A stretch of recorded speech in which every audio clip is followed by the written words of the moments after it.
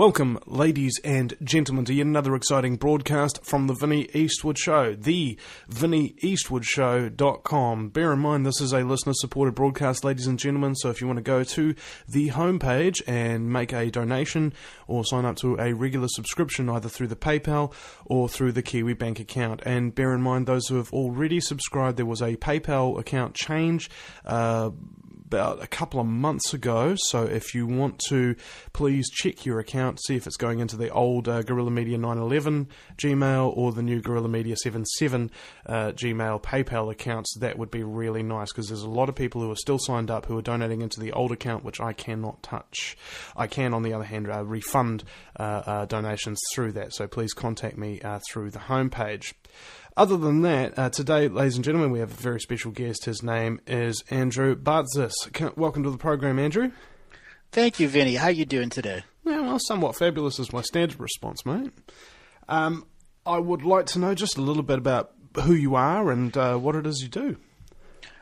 For people that have never heard of me before, I'm called the Galactic historian. I'm a regular person also, but my name is Andrew Bartzis. When I was 9 years old, I had an event happen where I was at a baseball stadium, and there was a bottom of the ninth inning. It was a tied score, and when our team hit a home run, the stadium went wild, just cheering and high frequency and high energy. And at that moment, there was a stream of information that came inside me, and it was everyone in the stadium, everyone within miles of the stadium. 80,000 plus people, their entire historical record of who they've been in the past, present, and future came into my little 9-year-old head. And there was this wave of wisdom and knowingness that came with that actual wave of information. And it was very hard to take in. And for about 2 weeks, I was very secluded. My parents asked me what was going on, but they had a traditional Greek Orthodox upbringing, so they didn't understand what was going on to me. I'd already challenged them paranormally and psychically, even when I was a young child, 3 and 4 years old, reading material, absorbing books instantly and being able to answer things on it. And after that event, I had a situation where I had migraine headaches and the doctors couldn't identify what it was. And that was from the amount of information that I was filtering literally from wherever I would walk. Every person I ever passed in the street, every person that I've ever seen within a few hundred feet of me, I've downloaded their Akashic record. And I've traveled all over the world. And that's what it's like being in my life until I turned this skill to be professional. And that professional skill was reading people's past, present, and future lives until I came into an understanding of what this term galactic historian was that came into my mind at 9 years old. It was to look at our entire history of our species with the knowledge that our species has amnesia. And there are trigger points that have been abused throughout the centuries to lead us into false understandings of what is false history. And when I was in school, I remember being taught stuff that I had learned in the Akashic record that were totally different perspectives. And I was frustrated as a kid until I began to understand we live in a world that is a facade. There is a programmed reality that is there, and that reality can be called a hologram. And each individual human being has a personal hologram that's called spiritual sovereignty, and that determines how much 100% free will you ascertain, have, and express. We live in a world that there's these spiritual agreements that people are in unawareness of that makes that 100% 6% or 5%, because over hundreds of lifetimes they've had hundreds of citizenships to different governments that have given away their power to beings that have the ability to use science and spirituality mixed to alter timelines or dimensions based off of your signature from 400 years ago. Mm-hmm, mm-hmm. And as I began to learn more and more about our history, about our culture, about our taboos, how just broken our sacred masculine and feminine was, and seeing a truer expression of all of those different things, I began to see who's controlling our world. Having the sight to literally look into any place, any time, as an individual person, and not to be detected when I was doing that. That's what makes me so unique and so rare. I do this consciously. I'm not in a trance. I'm not someone else. I'm not channeling. I am me in the individual flow of the infinite record. And whether there's nobody listening to me or a live audience of 6 or 7 million, which I've done shows, it expands the potential. And that potential is everything that's in the infinite that I can translate into these 26 English letters. Well, could you define that and elaborate on it, please? Let's look at an example. It's called timeline genocide. This is something I began describing in the Galactic Historian shows I did back in June last year with Lance White, where I took the entire 54 million year history of our species and explained it from the beginning to the end so that people began to understand it is not a single timeline that we're living in, but we are in 4 separate simultaneously existing paradoxes. Quite literally, through this term timeline genocide, the original species that inhabited Earth was sharing their DNA with other planets, other galaxies, and other universes. DNA was the basis of experience in this universe. If we look at our modern science, we discover that DNA is 80% memory. Well, whose memories are those? Well, DNA is 80% memory. The other 20% is called lineage programs, things that makes a silversmith or a radio host or a book writer. And those are the particular talents a light body brings into an experience. These experiences have attachments, and those attachments become parts of these facade realities, where the facade realities will alter the individual's expression so that they're not truly following their free will, but they're following a path defined by others who have farsight thousands of years in the future, and they are carrot and sticking for you to plan your lives their way. And that's the facade reality we live in 4 separate paradoxes. I know this is hard for people to understand, but we created this timeline genocide. It came here to Earth, where literally the original species that was here was erased. There were no ancestors on the planet, no first species, no primordial soup. And that's from the species that had time travel technology to enter our social agreement of time. And this was the first time it had ever been done in any of the 17 other universes. And as soon as we were erased, all the DNA we had shared, that was the foundation for DNA skin suit experiences that people used human DNA, all of those people lost their experience and their experience, so on, until it spread out. And the universal beings came together and had a creational event to put the experiences back together. But there were individual powerful beings here on Earth who knew that this uncreational event was purposely triggered, and they triggered a second one, and a third one, and a fourth one, spread throughout our human history to keep us in an enslavement program, because they see our DNA as the DNA Walmart, where they can feed the DNA to the universe and determine the way the universe is going to be advanced in experiences. They are basically being the monopoly of the great experiences. Our DNA is vastly different than the rest of the species in the universe. As much as 70% of the species in this galaxy alone only experience 3 things on 3 experiential levels: their physical body, their sensual body, and their sexual body. And sometimes they have a 4th, which is an advanced psychic body separate of technology. We as human beings here on Earth have 63 layers of experience here. So every time I smoke a cigarette or eat a piece of chocolate, my body and spirit body experience it 63 different ways. That's how much information hounds we are on this world. Now, you're throwing out a lot of numbers here, like experiencing it in 63 different ways or 17 different universes. Could you actually explain what the names are of these 17 different universes to define what they are? They don't actually have names as much as they are a frequency and a vibration of free will or non-free will, or a mix thereof. Each is a macro or a micro experience. Here we are the 17th universe in this creational spiral. And there are other creational spirals separate of us. And we are in an infinite creational spiral above us and below us. And that is what general human awakening is about, is understanding the macro and micro spirals. There are cells within inside us that have whole universes in them. So you see what I'm saying? They're just a range of frequency from the 7 colors of experience: red, orange, yellow, blue, green, indigo, violet. That's what this universe is, a 7-color experience. So beings come here for the 7 colors.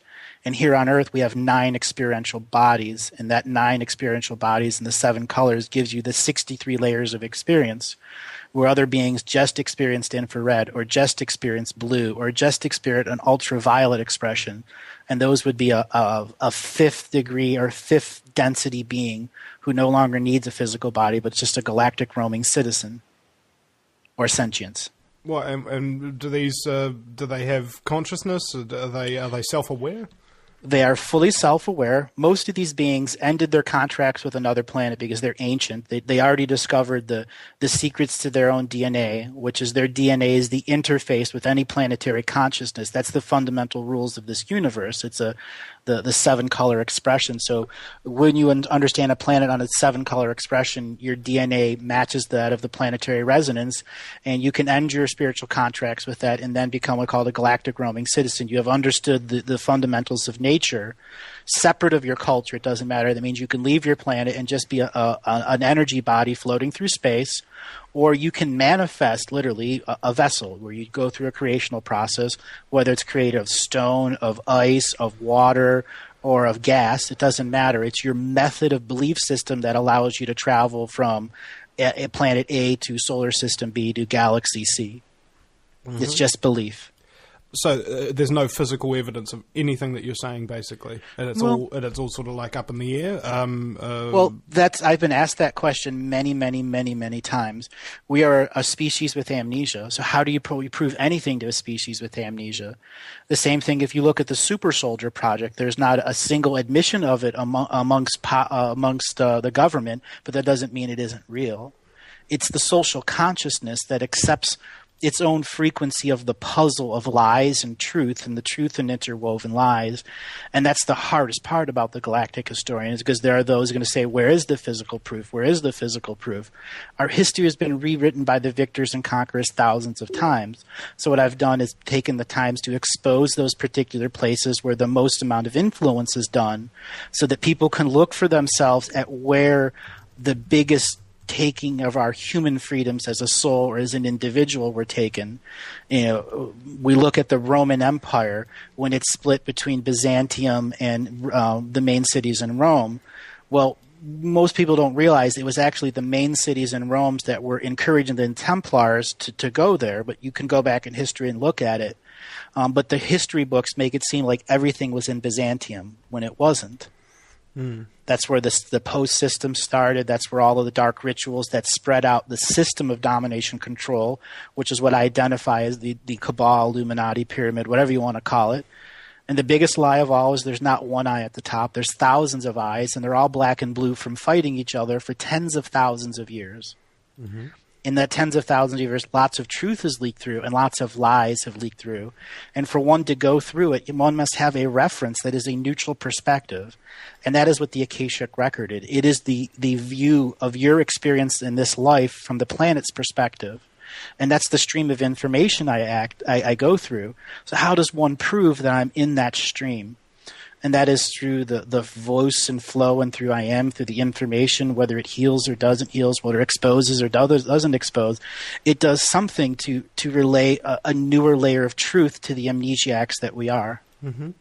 I've talked to a number of people who've got these kind of views and opinions, abilities, etc. And one thing that really strikes me about them all is that they all seem to admit that there's no physical evidence for these things that they're doing. However, they often have these little stories of synchronicity and things of that nature, which for them are true confirmation of what they're seeing and what they're hearing. Oh, absolutely. I live a life of synchronicities. And in fact, I look for them, and I've learned to become very adept in seeing people that have all sorts of synchronistic energies around them, and then meeting them at opportune times with the same amount of synchronistic energy and watch absolute magic appear. Well, that's our birthright as a species, is to watch this magic appear by people coming together in their own sovereign expression that amplifies the sovereign energy expressions of everyone else. Care to share a couple of them experiences? Mount Shasta last year, I was giving a speech in front of a fire, and the fire lit up really, really, really high right as I was saying a series of words. And an owl hooted in the background, and as I stood up, there was this big glow around everyone, and everyone noticed that right away. Mm-hmm.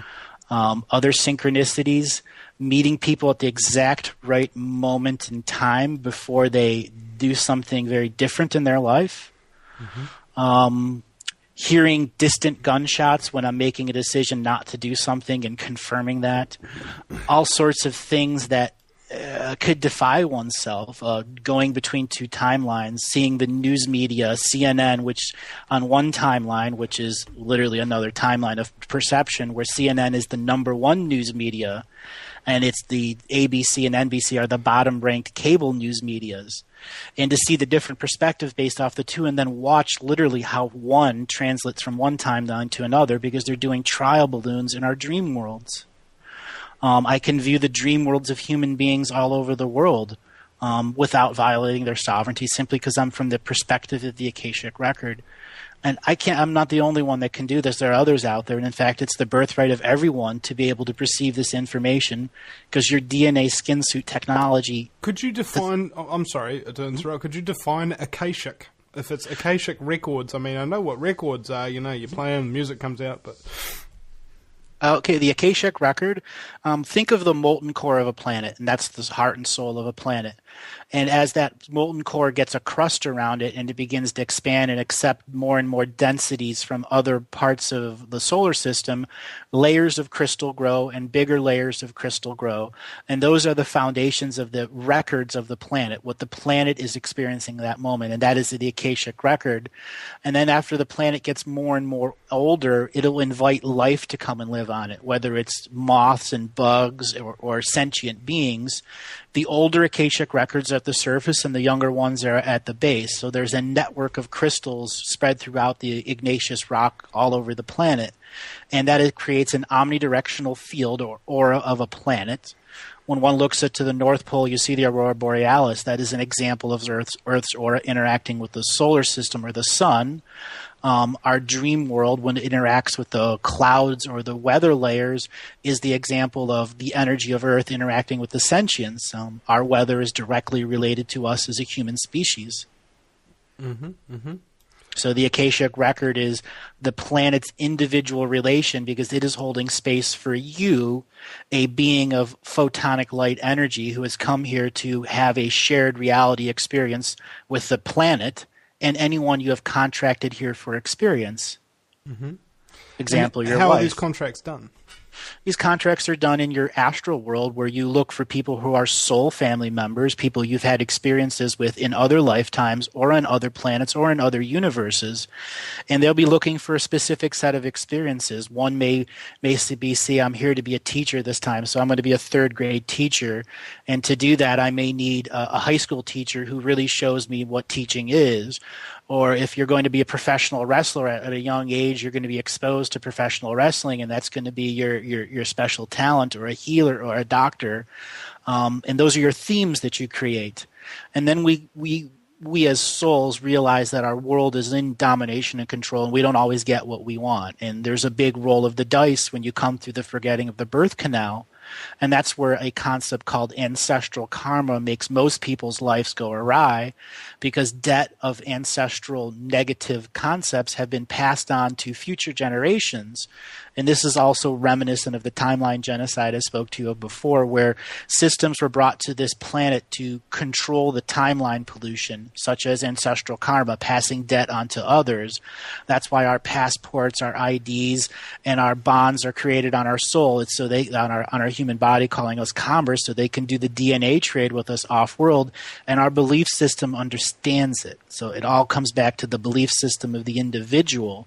So an individual soul comes in with a light body belief system. That light body belief system creates a series of contracts with the planet, which is it will hold space and make sure there's a synchronistic link to other soul family members.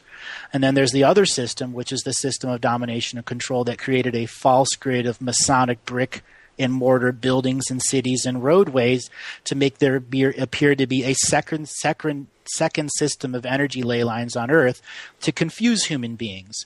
And so those that live in the cities over many hundreds of generations have now attached themselves to the experience of the city, which is haunted by beings who can't pass over and recreate their experiences, but are stuck in what's called a reincarnation grid, or an ancestral debt reincarnation grid, where they end up being sex slaves, they end up being government personalities, they end up being the worst scumbaggery or douchebaggery people, personalities of our society.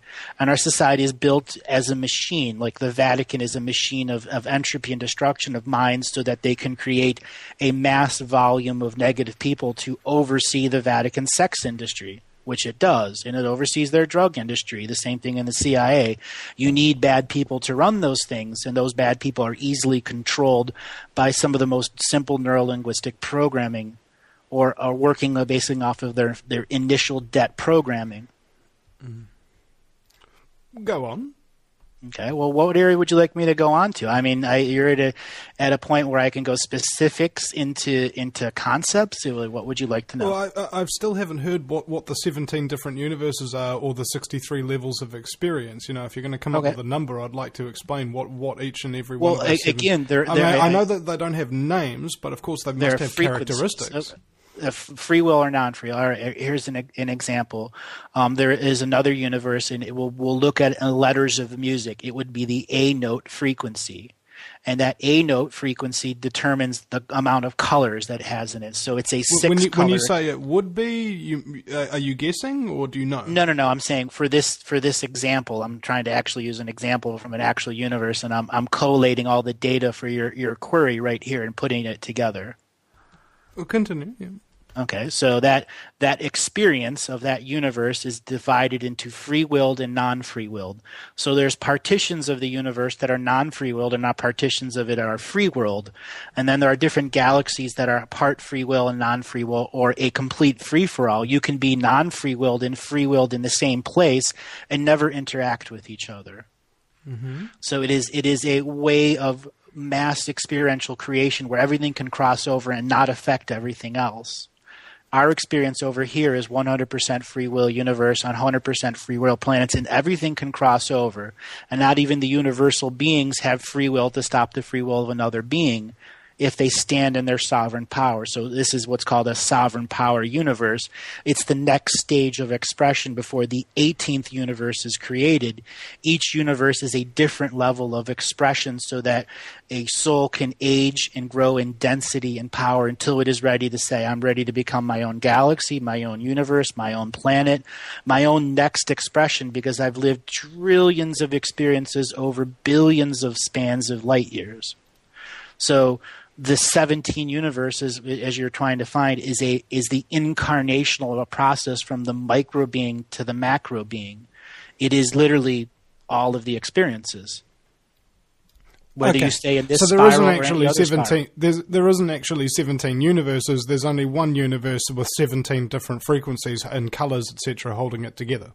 No, there's actually 17 separate universes, and you have to immigrate from one to another to another. Think of a spiral. And then there is a master... hold on. Are these parallel universes that basically They're are exactly the same exactly in every single way, apart from a few little differences, like on that movie The One? Or are they completely different universes altogether with different characteristics? Completely different. The first universe begot the second universe, which begot the third and begot the fourth. So the first universe was another double helix strain universe, created a brand new space for a new universal experience. And that universal experience got old enough, it created a space so a second universe can be created, and so on and so forth, until you got to the 17th expression of something that was separate, completely separate of the original spawn. So think of it like a lineage of families. Mm-hmm, mm-hmm.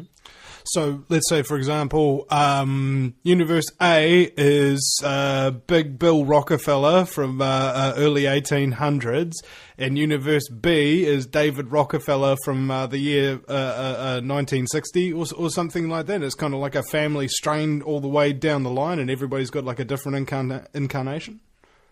On a universal level, no. On the individual time streams here, yes, that would be an accurate description, because we in the universe we're in, we created this unique paradox that affected all 17 universes. So to find an understanding and a way to solve that, the 17 universes agreed to mass immigration between each other, open immigration between the two of them, so that all of the karmic debt that was created from timeline genocide could be resolved.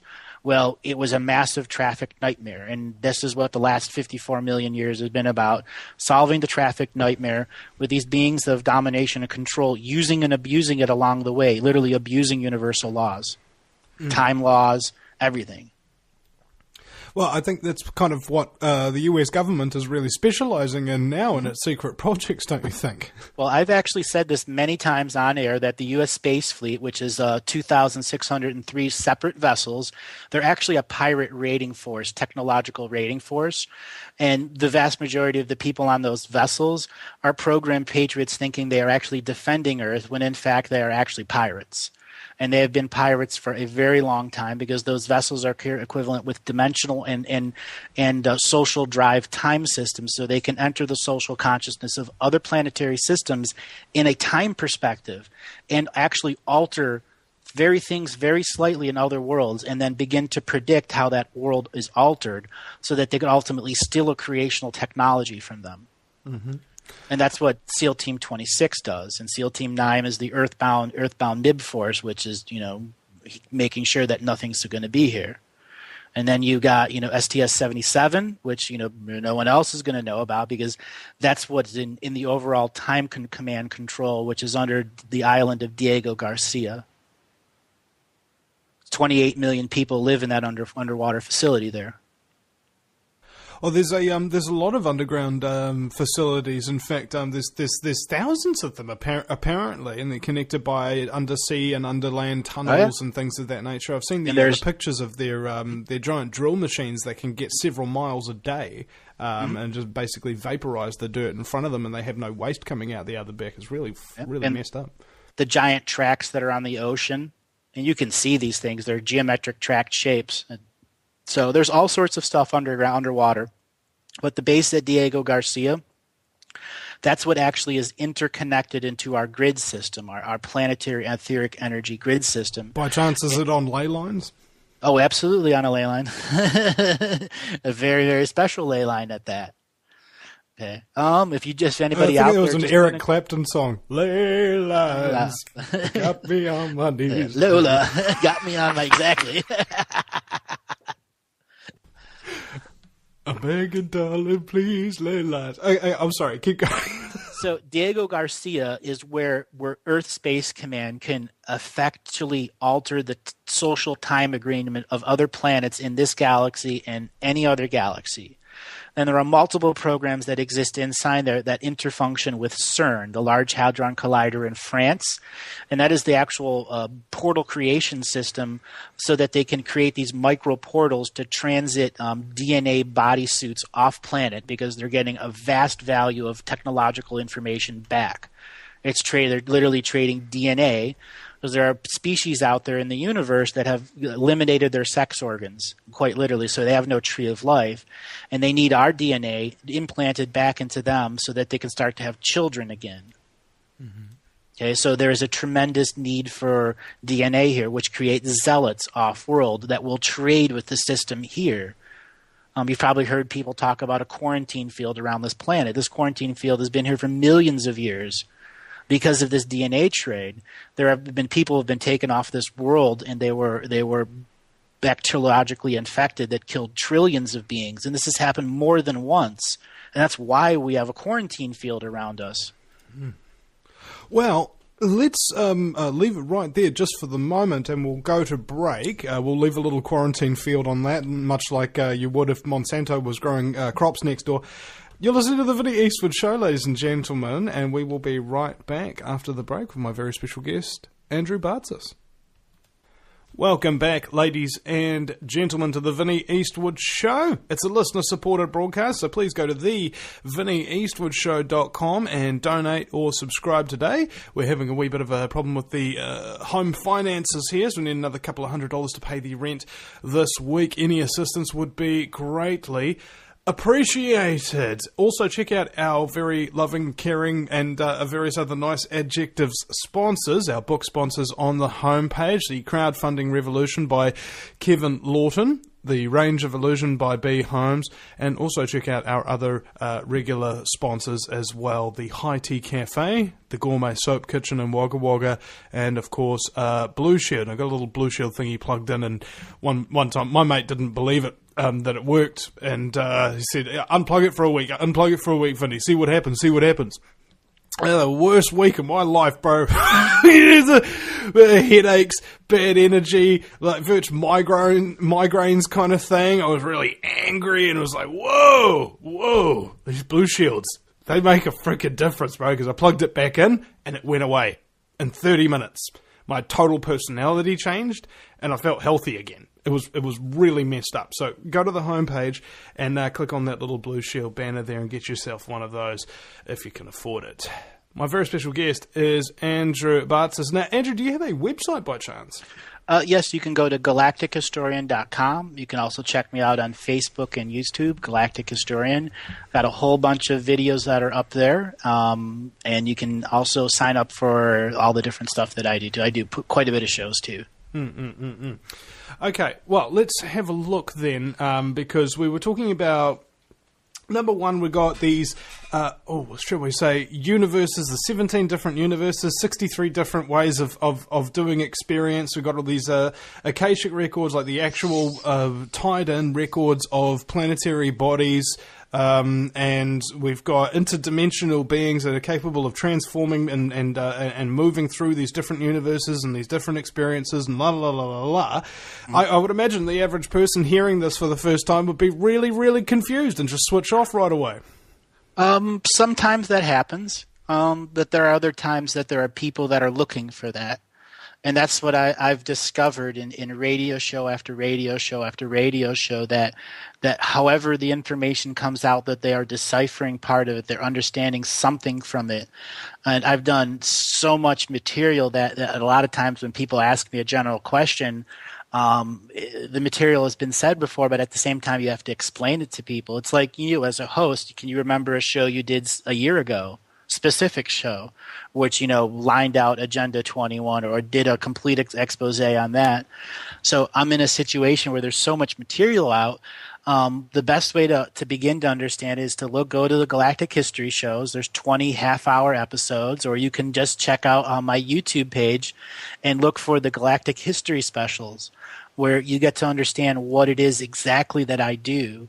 For people that come to me for sessions, and I have quite a few, that what the understanding is who they are in the now and what's affecting them. And many people in the entertainment industry or in the energy industry learn right away there are other versions of themselves who are quite angry, who would very much like to take over your life. And they can do it. And we see classic examples of this in the entertainment industry all the time, as people look like they've been possessed because they've been possessed by another version of themselves who wanted to be here now in the time of the Great Awakening, and they learned that they're not in the right place. So they're leapfrogging through dimensional times and trying to take you over. We live in this world, a world of shame, blame, and guilt, in this soup that was purposely created in our culture so that people would tend towards the negative and become callous towards the violence and aggression that's in this world. Well, can I ask as well, emotionally speaking, has this actually had much of a strain on you? Because I see a lot of psychic healers also very much struggle with their gifts and their insight, because, namely, there ain't too many other people to guide you down a path that's unique. Oh, exactly. For a really long time, it was difficult because of my age. I grew up in a Greek family, and I started working when I was 6 years old. I worked in a restaurant, a traditional Greek concept. I had a different life, a very different life. So I had coping skills early on that a lot of people wouldn't get. And as I got older, yes, things got very tough, especially when I began looking at some of the darker areas of our world and began entangling with it at the quantum level, trying to understand why it had happened that way. Then I got some very positive friendships and mentors in my life, and I was able to stay protected for a very long time. And there are times that you're not protected simply by the nature of what it is that you're doing. You know exactly what I'm talking about when you're going out a limb and you're bringing something out for the first time, and you know that it's really going to have a deep impact. Okay? So there are those times where it gets very difficult and the body does show the suffering.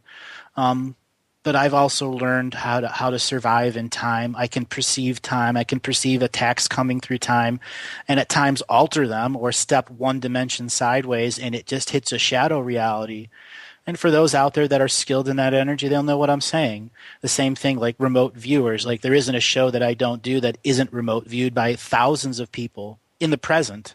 And it's not because they're looking for the information that I'm in. They're looking for specific individual frequencies there because they're looking for other versions of themselves.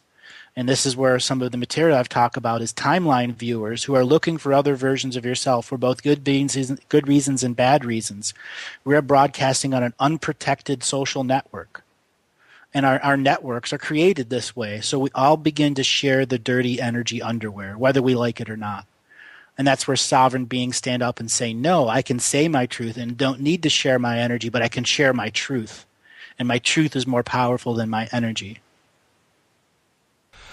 On top of this, there's a lot of confusion among the super soldier things. And we were talking off air before about super soldiers and how it's kind of like testimony comes in from 1,000 different sources, and there's one source that lines up with all the other 1,000, and each of them do in their own way. So what my theory was is that the mind control techniques and things of that nature for which they're trying to conceal galactic history, yada yada yada, you know. I'll just take your word if you don't mind.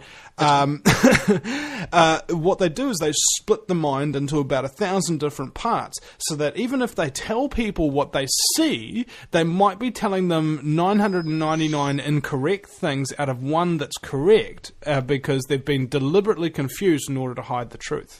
Exactly. Exactly. And I've worked on many super soldiers privately, and then there was a radio show, Douglas Dietrich. You know Douglas? Oh, yeah.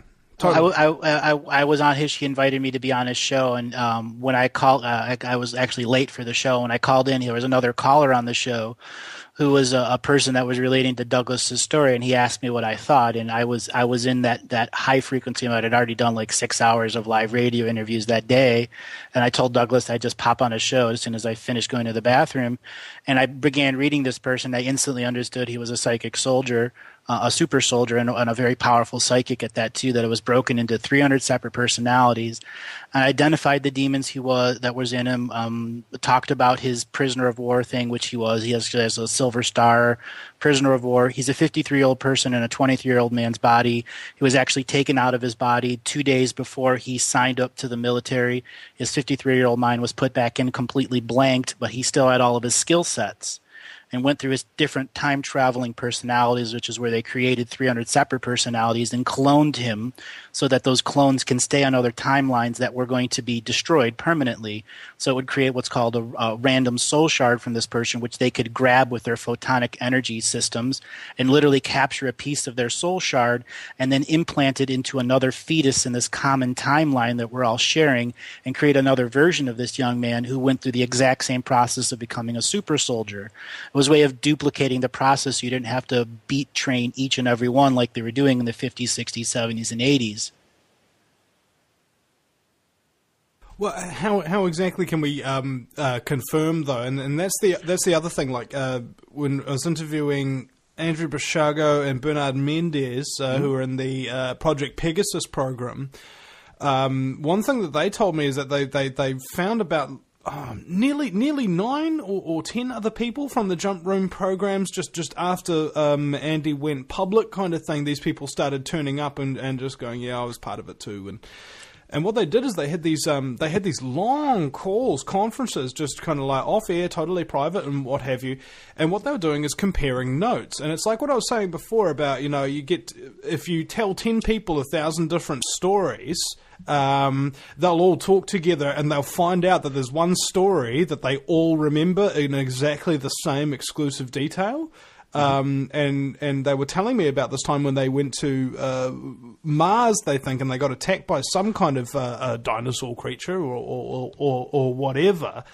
And it was only upon collating their information, that they were starting to accept the possibility that what they had seen wasn't Mars at all, and it was just a simulation. Right. I've actually talked about Bernie with Bernie a couple of times. He's been on my show, and I interviewed him a number of times also, and I've had many conversations with all of them privately. And when it comes down to that was a different reality experiment. That's what Project Pegasus was to show the human power of the DNA, that you can invade another reality without actually being in that other reality. And if you're going to be a force of change in a future consciousness that understands reality programming warfare, what better way than introduce 30, 40, or 50 people with very similar stories who can come onto a controlled media network and just watch it spread between the people? One voice isn't enough to get that out, and you know that. It would take dozens of voices to reach to the people that are truthers who don't even know they're truthers yet. So what you can see is a strategical move placed through time, whether they're pawns, knights, bishops, kings, or queens, makes no difference. They're simply a move in this poker game of time. Bluff, no bluff. Are you holding the ace in your sleeve? It doesn't matter if you're cheating or not, because at the end, everyone shows their cards. And what is showing their cards is where belief, though, the overwhelming power of belief of this world, determines how our reality shifts or doesn't shift. And that's the struggle we have every single day. And when you look at the super soldier spectrum, their struggle is that the edge, the very leading edge, you think of a wing with wind going over it, they're at the leading edge of that perception, that expression that there is truth. And in truth is this word, all-encompassing word, disclosure. What does disclosure truly mean? It means something different to everyone. But there's something to disclosure. It all leads up to what? Whether it's the Vatican bank scandals or J.P. Morgan or Space Command, it all leads to passports. It all leads to domination and control. It all leads to the Illuminati, which all leads to an off-world DNA trade, which has been the common ancient history we've had in this victorious history we learned. Now, history is a real funny one because it seems to change the longer it goes on. Have you ever noticed that? Oh, yeah, it does. In fact, our history has been changed because one generation perceives the history one way and the next generation perceives it another way. And that third generation, which is basing its stuff off of books that were based off of propaganda, has a totally different way. And if you're someone that can see time, you would make sure that you had a lifetime so that you could make sure those books were altered properly before there was a press. And then after there was a press, how books change, how one word, literally one word, can change the overall meaning of a phrase that affects millions of people who are going to read it. That's why alternate timelines were needed, so that they could adjust things like the Bible or the Torah or any of those other expressions to make sure the final propaganda line, timeline, which is the layer of propagandas coming out, keeps the belief systems empowered into a suppressed slave society. Well, how exactly does our so-called suppressed slave society become unrepressed and be free? Oh, that's a really good question. It comes down to the fact that we have two choices. The civil and cultural world that's been handing us unnatural births, vaccinations, GMO food, or the natural world. How you interact with that natural will be your choice, whether it's going to a drumming ceremony to clear dense energies once a month, or living totally free, or off the grid but still using your credit cards, or whatever your choice is. But it's to begin the separation of the world that offers you vaccinations, GMO, it offers you cancer, it offers you all of those things that are sicknesses that come from living within inside that stressed structure, where you begin to say, I do not have to live in lack. I can manifest money with my creativity. You go back into your heart space and begin to relearn love has no strings attached to it. Back to the original foundational rules that all of our ancestors lived in before the creation of mind control, before the creation of the Templars or any of those other ways of living. Each individual person has a sovereign way of living, and our society will have to adjust and allow new expressions of life. How that comes apart, that's the awakening. That's the wonders of it. Whether it's you with a megaphone or me on the radio or someone else like Alfred Lamont Weber or Dr. Dream and Laura Eisenhower or any of those others that are out there telling their truth, they're doing it from the joy of their heart, not because it's making money. Well, there's the other element. I mean, if I take myself as an example here, if I may be so precocious, I was just thinking about how I'm getting donations from the listeners, and I'm surviving more or less via doing the right thing, or at least what I feel is doing the right thing. And every time when I run out of money, I ask for some, whether directly from the listeners or just hope for some, and it always turns up. Conscious manifestation. Now, is that my consciousness manifesting it? Because I've always interpreted it as I'm doing what I'm supposed to be doing on a cosmic level, and there's something that yes, wants me to do what I'm doing and wants me to continue. And it's only when I doubt my cause, it's only when I doubt my abilities that the support stops coming. It's almost like when a salesman's trying to sell you a product and he doesn't really believe in it, he's not passionate about it, he doesn't really care, and you don't give him your money. Exactly. Well, how about I rephrase this? It's a social consciousness manifestation. You are being a service to the social consciousness with your radio shows, with your archives, with the comedy that you've done, with the exact, excruciating pain of truth that you brought out that has made other people squirm. Whether it's Bilderbergers or any of those other, they squirm at us. But they really ultimately aren't going to act or react to us, because if they do, they make it worse. So the best thing they can do is create trolls or create an industry that produces false information, so that we're a needle in a haystack of all this other truthers.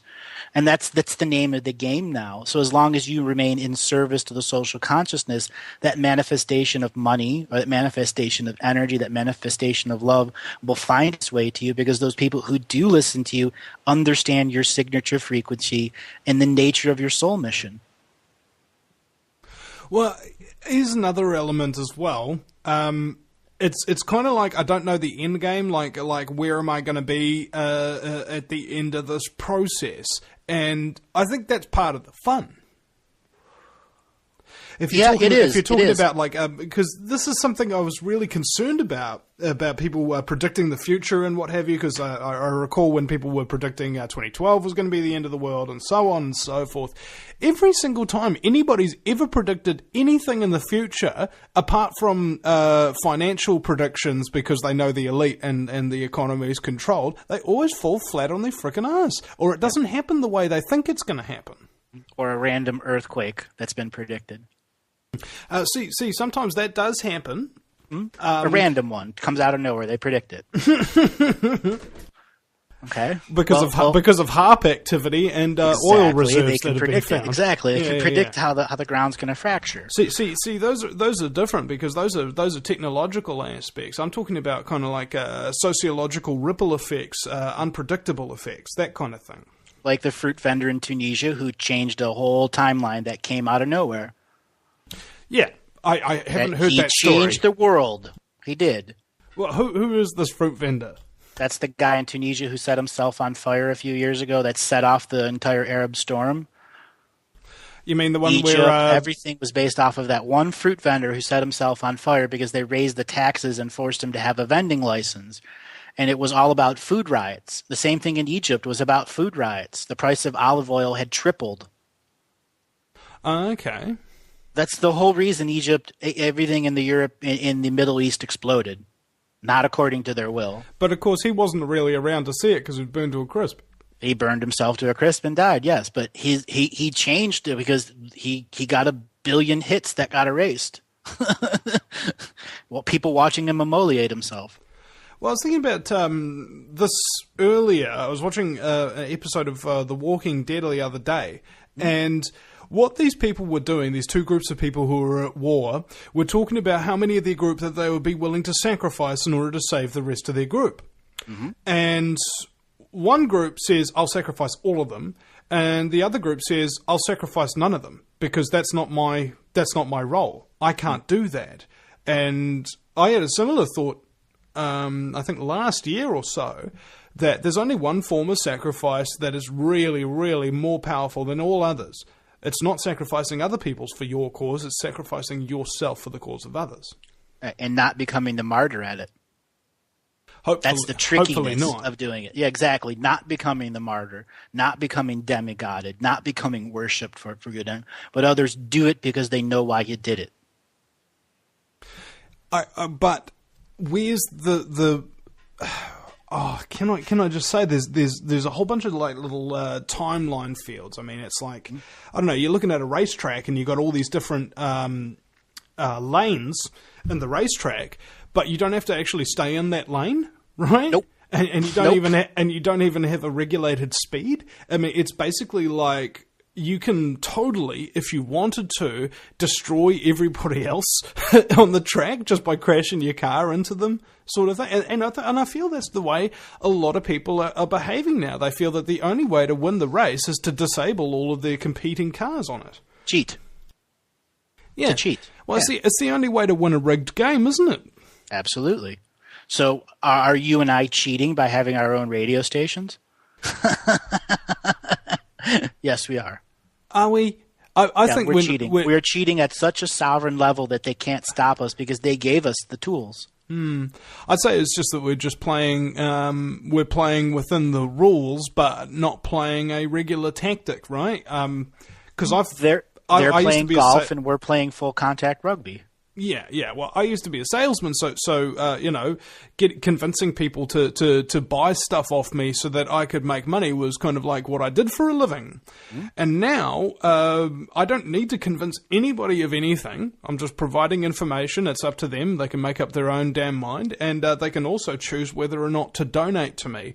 And they always do, right? So it's almost like because I took the manipulation out of the factor and replaced it with honesty and integrity and just basically a willingness to interview anybody about anything. I think people have seen a very, very genuine format of show that really hasn't existed before because it has so much of a, shall we say, a vast subject matter. And the same with mine. You know, the particular skill set that I have, I mean, I did my own radio show 4 days a week, which was a live reading show. And then I did the Galactic Historian material, which was another 2 days a week. And then I did an interview show with other psychics, which was 1 day a week. So I was doing 8 shows a week for a little more than a year and put out 1,500 hours of archives. I put out a lot of material just like you. And with that, I was able to work with New Earth Nation and begin interviewing the highest end people that whether it's, you know, Konstantin Karov, a scientist, you know, Tellinger, any of the big guys, which I'd already interviewed from before, but to put it together in a social consciousness format that people can begin putting together the puzzle pieces of all these presenters. So, and that's what you do, is helping people put together the big puzzle. As you put it together, your audience put it together. Some may put it together a few weeks ahead of you or a few weeks after. It doesn't matter. The social consciousness of your individual show is that. It's sharing the truth and allowing the truth to be determined by each individual's and not forcing it down anyone's throat. But they can eat it and digest it at their will or turn it away.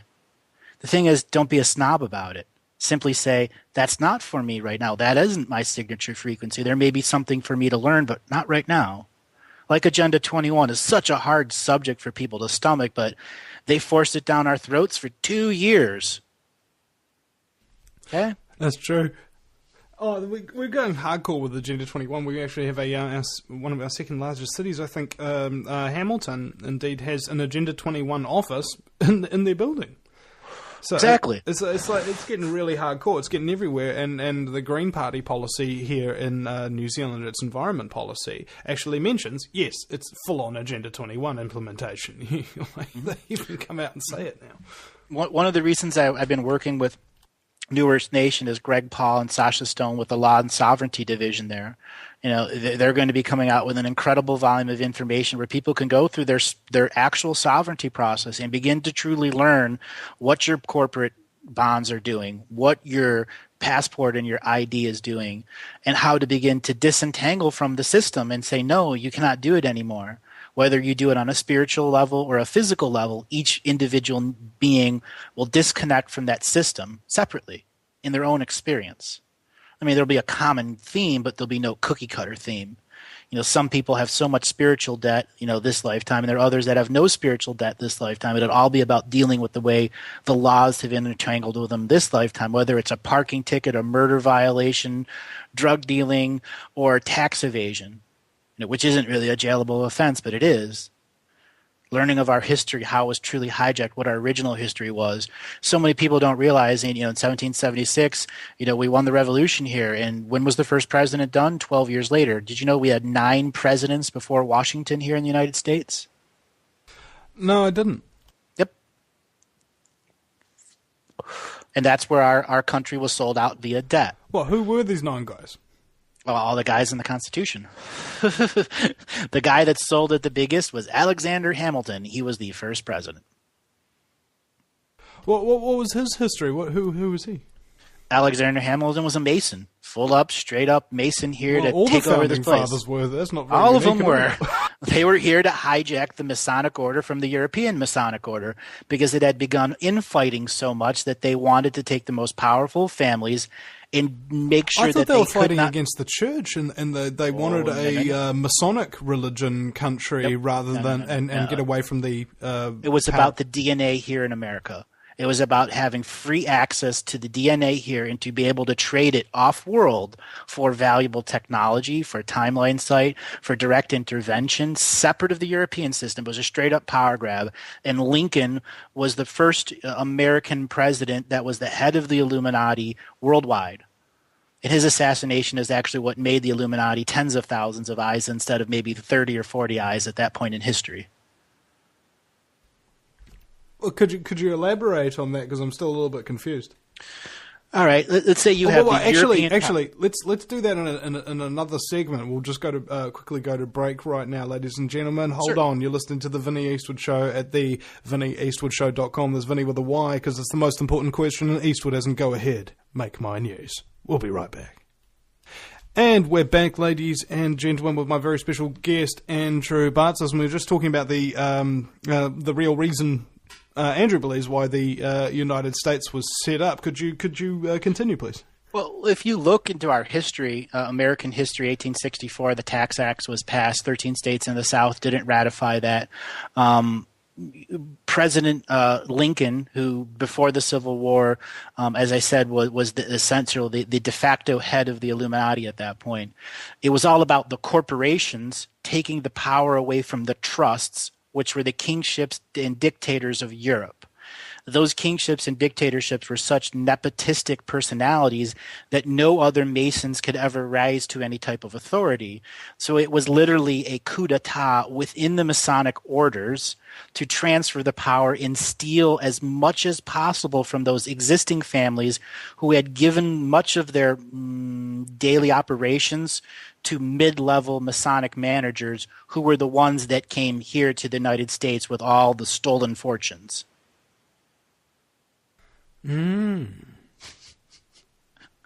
That's the truth. And that's in history. That's in the banking records. Well, and that's how much exactly are we talking about here? Trillions. Equivalent of dollars. Trillions. It's like as much as 40% of Europeans of Britain's gross product of gold.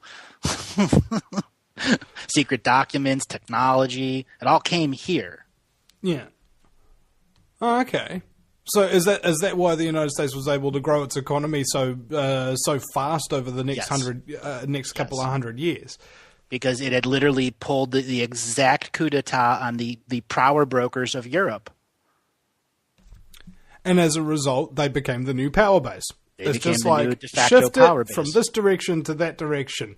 And I'm sure the British weren't very happy about that, which is why they tried to keep them under lock and key with taxation. War of 1812, correct. Well, when they burned down the White House. Which, did you know that when that actually happened, that a hurricane spawned multiple tornadoes and ate the entire British encampment? An actual hurricane came up the entire Potomac coast. Wow. Oh yeah, that's in history too. They don't tell you about that. What was that? That's the social consciousness of the population of America fighting back. Do you know that less than 2% of the population defeated the entire British Army? 2% became part of the revolution. Yeah, it was between 2 and 3%, or something like of that nature. Just, and that was actually fighting, like people who are actively involved. Yep. And of course, there was a large underswelling movement underneath that. The pamphleteers and just general farms people from all around the country and what have you would just give food to the food, clothing, socks, whatever. Yeah, that kind of thing. It was like the community had rallied around the very, very small percentage of them that were willing to die to protect them all, and the rest of them were willing to at least take great risk at supporting them. And it's out of that kind of struggle and that camaraderie that, this so-called greatest nation in the world was brought into fruition. But I fear that sense of community has been greatly lost on the people of the United States. The preamble of the United States, the Declaration of Independence, all of that stuff, it's under a spendthrift trust. And for those people that understand a spendthrift trust, that means they created a trust. The few created the trust for the all, which included the future inhabitants of a place, which created the first corporation, which is the trust. So we are all operating under a spendthrift trust, and every document that's been created since then is part of that corporation.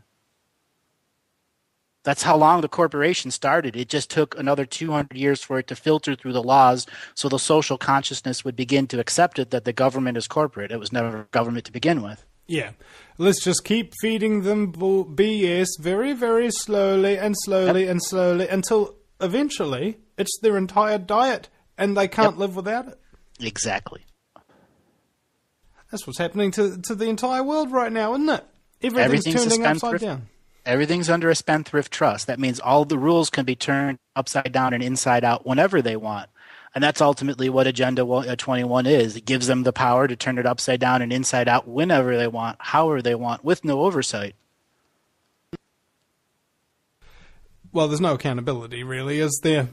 Well, there never was meant to be, because there's an understanding that our world that is in this unified shared reality right now is breaking down into thousands of local individual realities.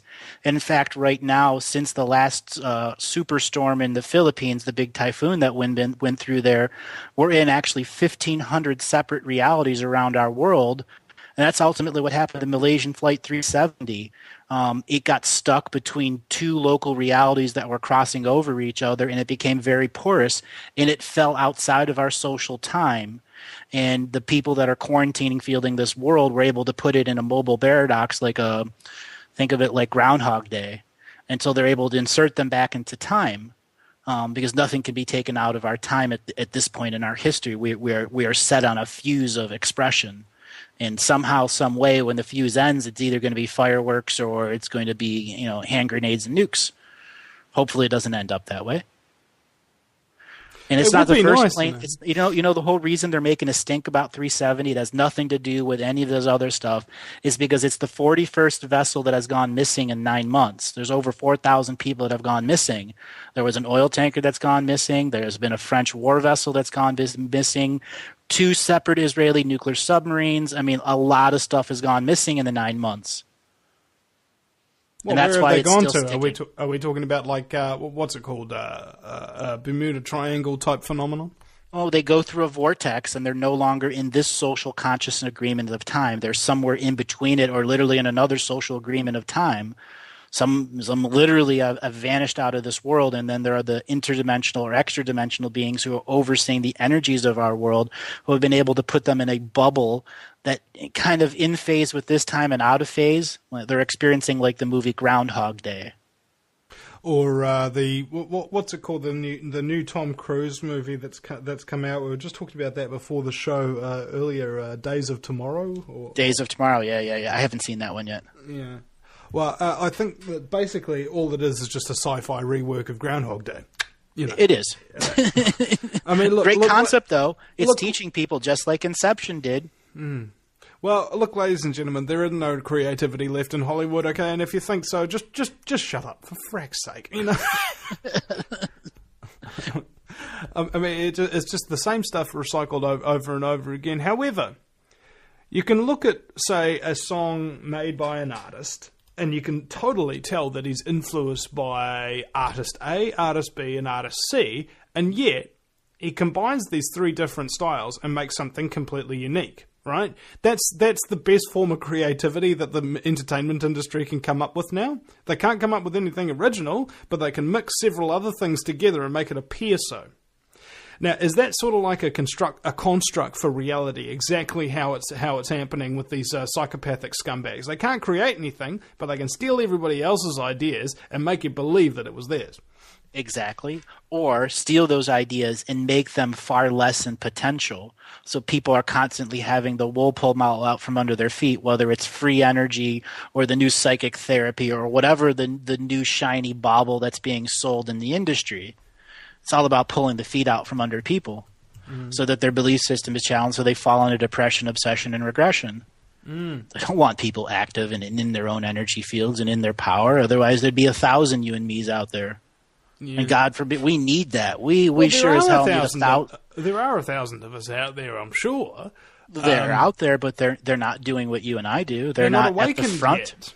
Yet. It's like, what was I saying the other day? Oh, yeah. If you haven't, suffered in your life, worse abuse or whatever than you've ever been through before, you haven't really learned much, right? I think it's much like muscle building or bodybuilders, so to speak. The more pain you cause yourself, the more gain you get. But also at the same time, you can frickin' injure yourself in the process of growth. Absolutely. And, being an experienced intuitive, I've seen that in my own self where I've caused great psychic harm to myself for defending another, especially those who have horrible nightmares. Yeah.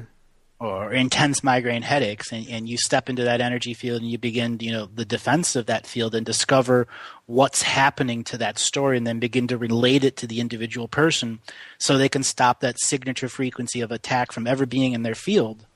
Because at some layer they've given away permission for this being to be a part of you, whether it's because there's a Masonic building 10 miles away from you or some lifetime 1,000 years ago you were part of the Masonic order and you weren't a good guy and you gave away a lot of your sovereign power, and every lifetime since then you haven't gotten it all back, and now it's rearing its ugly head as karma or as destiny or as fate or as that psycho girlfriend or a boyfriend that's going to ruin your life, but you just can't get rid of them because you love them with this crazy love.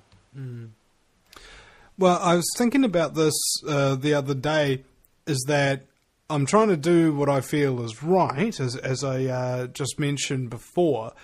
But the problem is when you are trying to help people, and I think this is kind of what you really triggered here for me, because I've been having these conversations with people who've had problems with child, youth, and family services, our equivalent of CPS, and they're telling me about how their children have been raped and giving me graphic details and all of this other sort of stuff. And I get maybe 10 messages like this a month from people just in New Zealand talking about how their kids have been kidnapped by the state and they're being sexually abused and how traumatic it is for them and all of that kind of stuff. I'm not sure if all of these people realise that they're not unique and it's not like I'm saying, oh, I don't care. I do. However, if I keep consistently listening to this stuff and keep interviewing these people all the time, I get depressed. I get anxiety.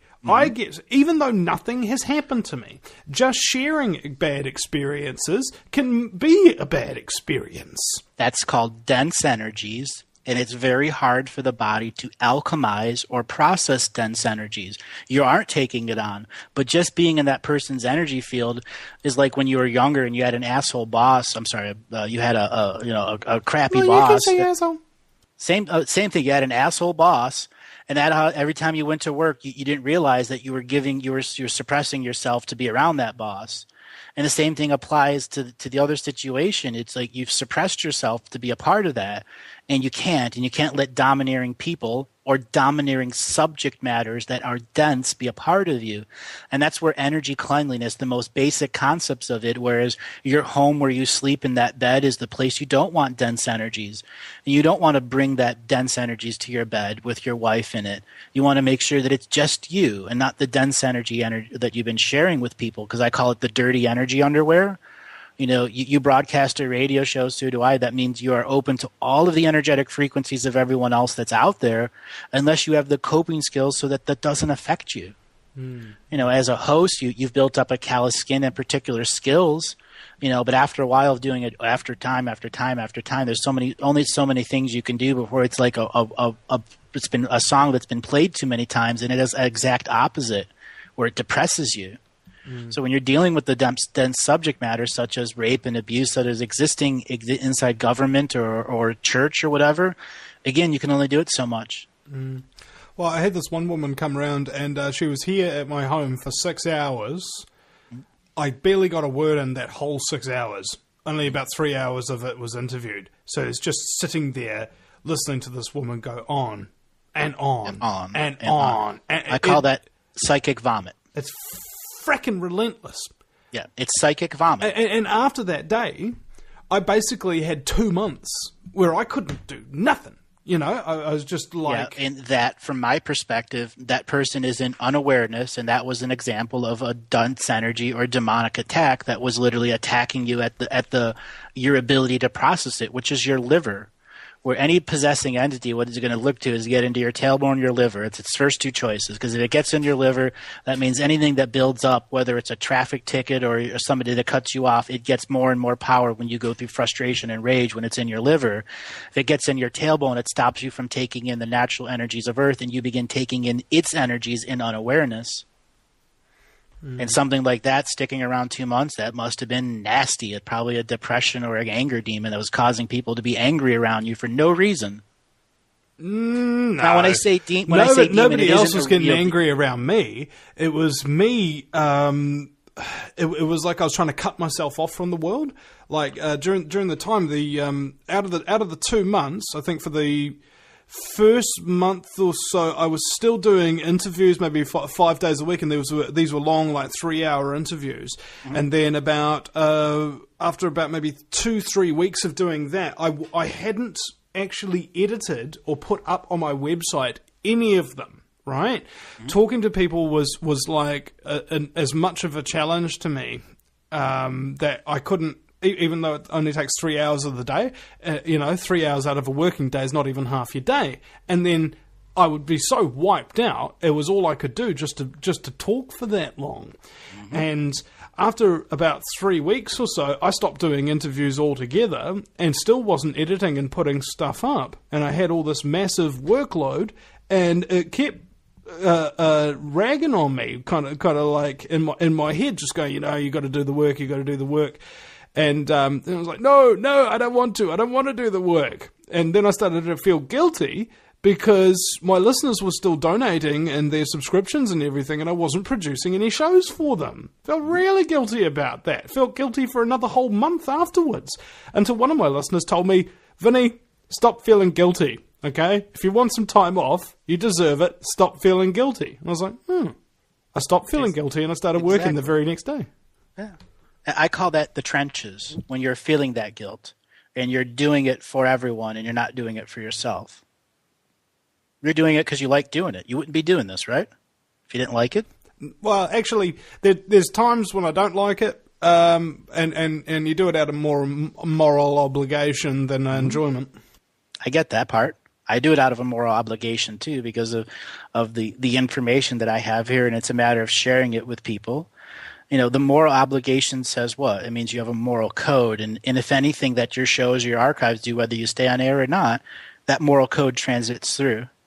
That's ultimately what we want people to do, is to be able to break bread with each other, whether you agree or disagree. You got to be able to at least start the end of factionisms. Where this clique and that clique do it this way and that way, and you can't get in this clique, and this clique works this way. It's so high school, but it's been generated time and time again.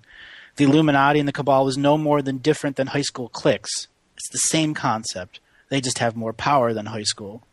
But then by perception, when you're in high school, The head of that class, he has all the power. We don't care about the Illuminati when we were in high school.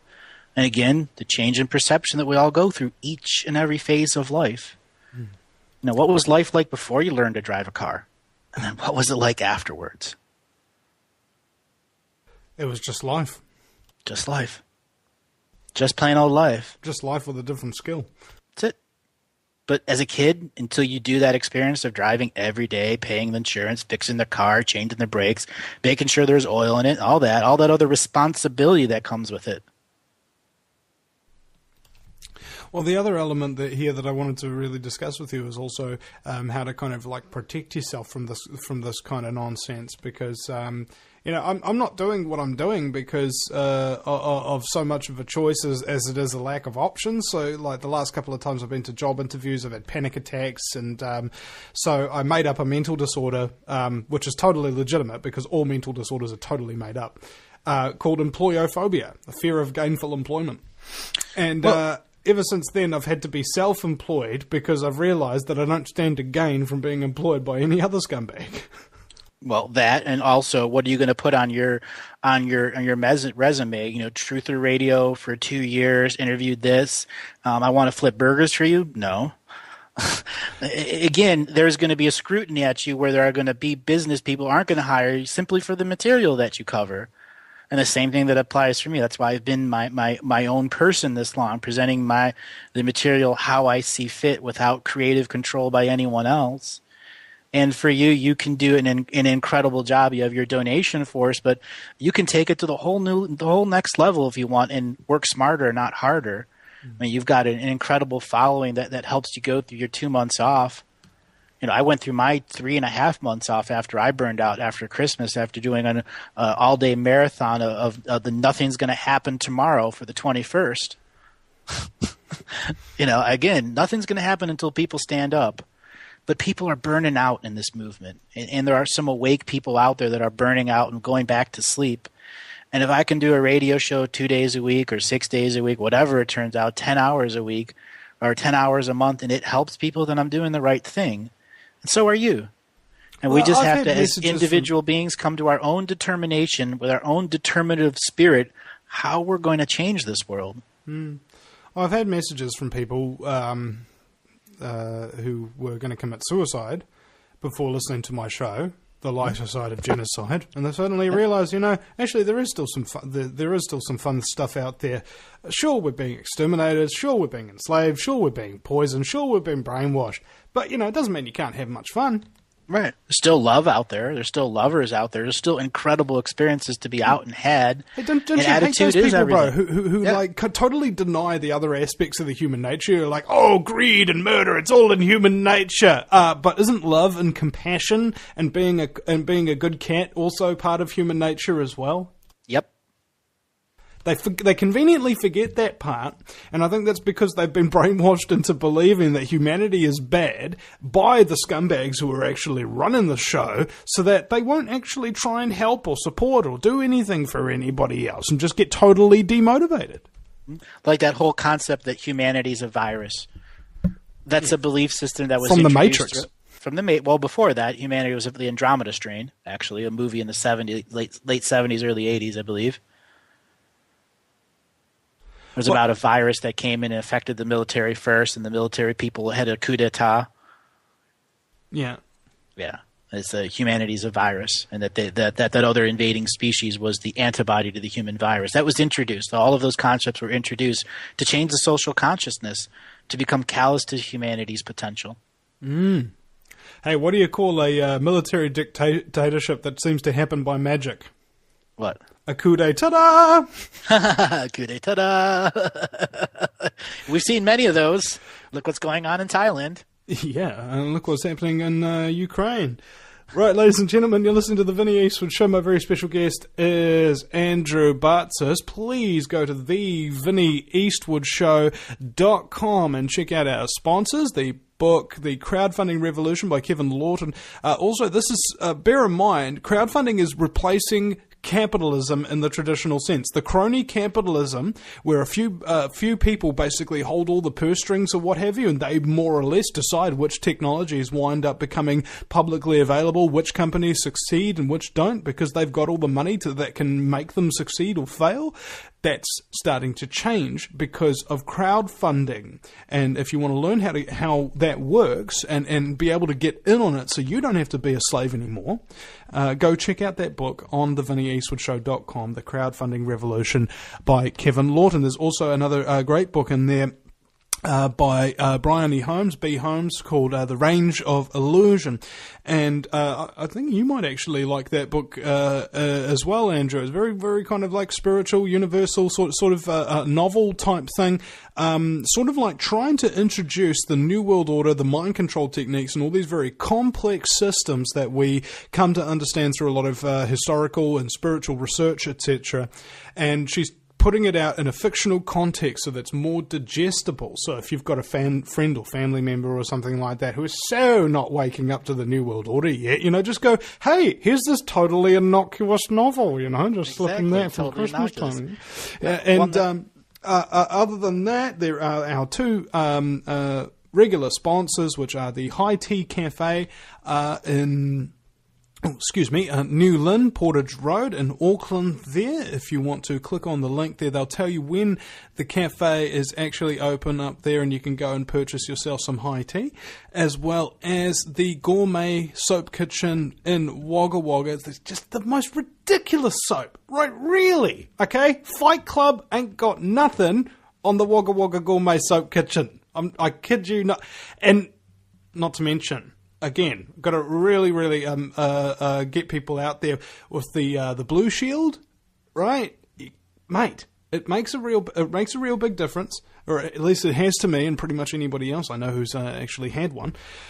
And lastly, but certainly not leastly, and soon to be promoted absolutely beastly, is Volcania International Consciousness Coffee.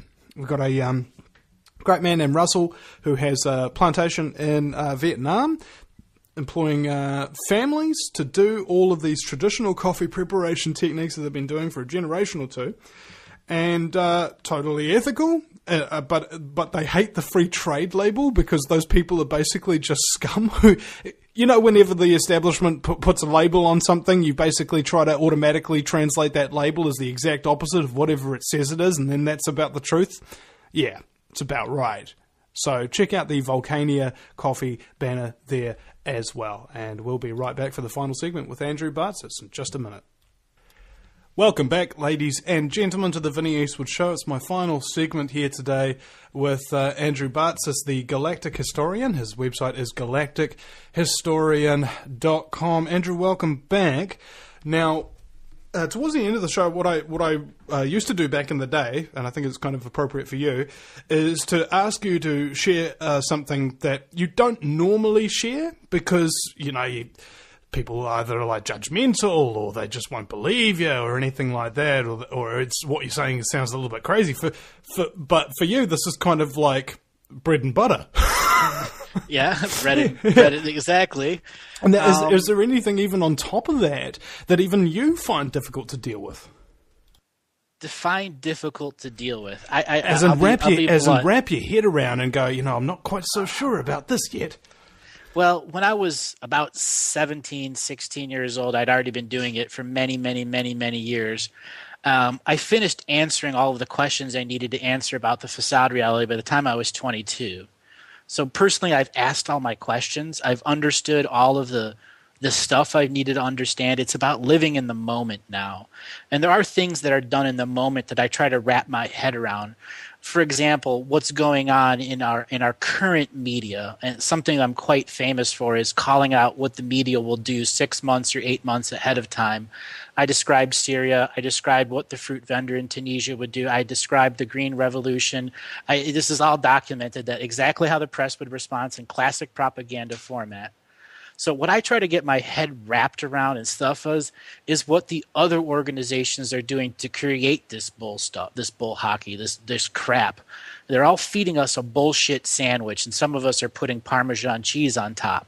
And those are the really asleep sheep will go, bah, bah. So wrap my head around. I've wrapped my head around timeline travel and timeline genocide, living on 4 separate paradox timelines, and then realizing that I'm coexisting on all 4 and all parts of my beings are existing in the past, present, and future simultaneously. So I've wrapped my head around it. So what I really wrap my head on is, what can I do to this social consciousness as one voice? What does it take? So far, it's 1,500 hours of audio and video in the highest frequency I can possibly manifest, in a scenario where I'm not in the function of time. I no longer believe in time, and I've applied it to myself to create a no-time field. And those that are around me and listen to my shows know this exactly, where I can create a field and put out a volume of information that can't fit in 2 hours. Quite literally. That's just the way I live. So what I'd like to do, wrap my head around, is, what does it really take? That's what I do. I put these puzzles together. That's what I've been doing since a little kid. That's what I do professionally with clients in sessions, put their puzzle together. Do I provide a strategy for them? That's their own strategy. But once they understand the puzzle and the context in which they live in, they can make clear and concise choices. I look at the weather patterns of our planet. I'll back my consciousness and observe the planet as just the weather patterns. And I see that that's our uncollective consciousness. And we are the collective consciousness inside of it, trying to understand why is our uncollective creating this chaos above us, so the collective conscious can't be on this world.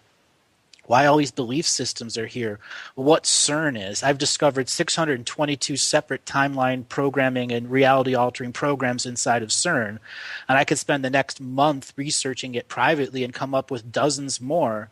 So I've done that. I've understood the timeline wars. What does it take to unravel the now? And it's about living in the present and figuring out more and more language to help people live in the present, is healed human beings, healed enough to know they must heal themselves before they can heal others. That's the conundrum right there. It's funny you should mention that, because that was exactly what I was about to say. Because part of my job is to get activists and things like that who don't normally have a whole lot of support around the community or from the mainstream establishment for these ideas that they're expressing, and simply give them a place where they can openly say it without fear of judgment. And at the same time, I take on board some of that trauma, some of that suffering, etc. And I do wonder from time to time how I can cope with it, because I'm not only just dealing with my own life and my own issues, but I'm also listening to everybody else's life and everybody else's issues simultaneously. Which means your signature frequency of your truth gets muddled down. It does, I think. But that's only when I'm interviewing somebody else, you know? That's got a dense personality. Yeah. And on the other hand, if you get me alone on radio or something like that, like, I found that I'm actually much better at being interviewed than I am at being an interviewer. Same here. Yeah. You'd be surprised how many people come on to New Earth Nation and they end up interviewing me. It's just really become ironic is how it's happened. You know, I interview people and I can make people shine. I'm reading them as I'm doing it. And I've brought plenty of people out into the industry. They're first ones, they were afraid to do it. So, you know, I don't have a problem doing that. In fact, I love doing it. You know, I love doing comedy too. I think our truther industry needs comedians. And there are people that bridge the gap, but there needs to be a separation between the truther industry and the comedy of truther industries. And I've put call-outs out there for comedians to step up and make true light worker comedy, true truther comedy, so we can begin to break up some of these dense concepts and allow laughter to be the healing. Well, what is laughter to you? Then, I mean, you've got a different understanding to the way the universe works and frequency, etc., to everybody else. I mean, what is humor to you? Okay, what does it mean? What's its function? Before we were off air early on, you just were laughing at the thing you came up about your prime minister there, how it got that signature frequency to you, where it just you made it, and those sayings on it were perfect for you. That was healing for you. You can admit that? I'm not sure if it was healing for me. It was just source of funny. Inspiration. Well, it's kind of like you have a vision and then you fulfill your vision and you feel glad that you fulfilled it, but at the same time you don't know the exact reason for it or what its implications are. And that's the mind trying to understand the infinite heart, and it can't. So all the body can do is simulate acetylcholines to have a laughter response so that the body understands that there's true understanding there. And that's the difference between your visceral body, parasympathetic body, and your true aligned body. Like right now, you're in your true aligned body. You're not off the radio and in your protective state or non-protective state. You're in your alignment here. And when true laughter comes at alignment state, it affects all other layers of your expression, your dream worlds, and that is ultimately a wave of healing energy or a way to break up dense energies that are filled around your energy centers. That's why you've got those people that, they feel like their sides are splitting when they're laughing. They're laughing so hard because they are literally alchemizing something in their liver they can't get out, and that's why their sides are hurting, and that's healing. And laughter is the chemical way of the body responding to what the infinite source is saying. It's the easy button to healing, honestly. It's the easy button. It's not the cure-all, but it is the easy button for a lot of scenarios because that's how you break fear, by being able to laugh at it. I think that's right, and this is what Doctor Who does all the time. He just mocks and just mocks it. Exactly. Yeah. Well, is this part of the reason why I exist, right? Is to help people heal using a little bit of humor while we're talking about real serious business. Right, and you interject your humor at your intuitive states of knowing the energies are dense enough that humor can come in and help people process. Well, there was a bunch of people who stole my company name back in the day, Guerrilla Media, and what were they doing? Oh, yeah. Well, basically, you know how psychopaths work. They don't actually, nothing they say is ever true or truly true, and if it is, it's only partly true, so that you'll believe them about something else when they BS you, So what these guys are doing, they're talking about my tagline, the lighter side of genocide, and they go, yeah, like genocide is funny. Just like totally not, they appear to not get it, even though they do get it, and they're just trying to twist it around. Or be in domination for the business of that. Yeah. I mean, look at it this way. I mean, if you're not frickin' having fun while you're learning about terrible stuff, you're going to want to stop learning about that terrible stuff soon enough, right? Exactly. And my goal is not to frickin' wake people up. I hate that phrase, I'm going to go out, I'm going to wake the people up and all of that kind of stuff. Some people do. Some people are good at it. Personally, I think my objective is not to wake people up at all. It's just to have those people who have already woken up, stop them from going back to sleep by helping them deal with this crap. Mm-hmm. And the different people that you bring on helps them deal with it in different ways. The regular listeners that you have, listen to the genre of guests that you bring on because it's your signature frequency they're looking for through the lens of your perception and how that person's presented through your lens, positive or negative. It doesn't matter. I mean, there are people out there that, aren't good people and they're in the truther industry. That's why I'm really, really selective about who I interview. I'm so selective I've turned down the FM stations because I know that I won't get justice there or anything other than you're a psychic, and I'm far more than that. Same with you. I mean, it's almost at a point where we as the truthers have to unionize and realize that it's our own individual factions that have ever prevented us from unionizing. And what is unionizing? Sharing the common toolbox. So if somebody's in trouble and they need something that can help them, whether it's technological based or audio based, so you can get a station up because your station got taken down, or it's a way of sharing common information and a way for get a hold of guests and hosts so they don't overlap, so that there's some sort of continuance that people can fall into, whether they're asleep or they're awake. Hey, listen to this, and this show. Vinny did these shows 2 years ago that are a great introduction to Agenda 21. The rest of the stuff is dense, and you'll just waste your time wading through that crap. Go to this one that was done by somebody else, or this one with these guys, and this is an order to go through and help people go through the reawakening process or falling asleep process. Guerrilla Media, great name. When you look at the foundations of your startings, or the foundations of my startings, we're still at the same place. We're at a place where both of us have manifested our individual audiences, and these individual audiences are the energy army of change. whether it's a whisper, listen to this show, or whether it's an email saying, listen, go and look at this. They found an underwater base here right off the Los Angeles coast at Port Hume or Magoo Point. Or maybe we'll share this information that, how about everybody that's listening here in the archives, go to Google Earth and type in the island of Diego Garcia Naval Base and look what's just off to the north of the naval base in the center of the island. You'll see a giant underground facility.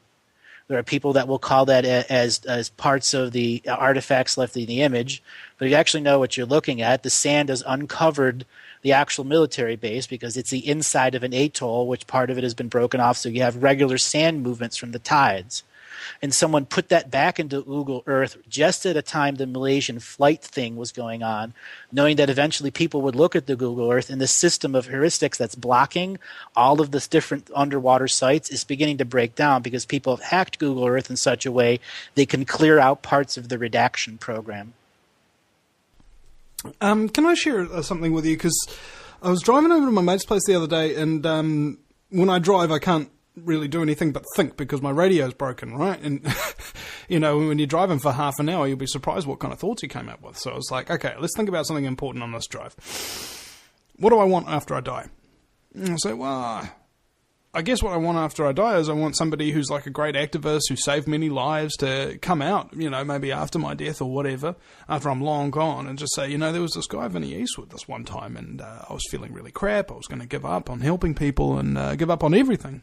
And then he kind of turned me around, you know, from down in the dark, and now I've gone on to save many, many people. And the whole point of that was that it won't, shall we say... Well, let me rephrase. I didn't want to have a legacy that is, I help you, you help me, and that's where it stopped. Mm-hmm. I wanted to have a legacy where I help somebody and they go on to help others so that the people that I help cause a ripple effect and save many, many more lives than I ever could by myself. So that way it doesn't stop with me, that my influence keeps coming on in a positive way long after I'm gone.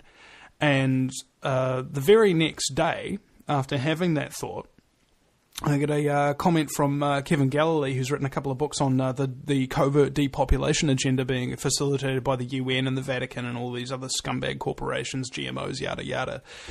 And he says, you know, I was about to give up on helping people and exposing the depopulation agenda, but there was this guy, Vinny Eastwood, who came, you know, and it was just like, he said, and I never even broadcasted this or told anybody this or anything like that outside of my circle of friends when I was having a drink with them. It was like he picked up on it. And what was really interesting there is I realized at that moment that I've already accomplished what I wanted to accomplish in death in life. It's just like, what do I do now? Honestly, I have experienced that exact same concept. And in each day that I live, I'm going to create a new legacy and a new legacy. Because I've already created these legacies by bringing it into the signature frequency of who I am and the frequency of who you are. Each day, we can change this world on the macro scale. From one round of comedy to one dark piece of humor to one incredible piece of information that helps people put their puzzle together. Each person has a different puzzle to this awakening piece. There's no cookie-cutter way of explaining it. Some people need all science explanations and confirmation and education everywhere, where others don't need that. They've already had enough paranormal experiences in their life to know that reality is pretty fucked up, and in not a good way, and that there's a light dictatorship running our world. An understanding that the dark beings, they don't do anything unless the light allows them. Includes those child sex rings in all the churches. If there were light beings out there, there would be no child sex rings. That's why it's a light dictatorship. As opposed to a heavy dictatorship. Yep. LITE. Light genocide. Diet genocide. Yeah. I can't believe it's not genocide. Exactly. Can't believe it's not butter. Can't believe it's not genocide. It's whipped canola oil. And it doubles as a great engine degreaser. Exactly. And you can run a diesel engine on it. Not for long, but it will run. You can run a diesel engine on it and you can eat it. You know, it's multi-purpose, man. It's utilitarian. Das butter. No, the totalitarian. Utilitarian. Exactly. Utilitarian. Which is a kind of dog that's really useful. All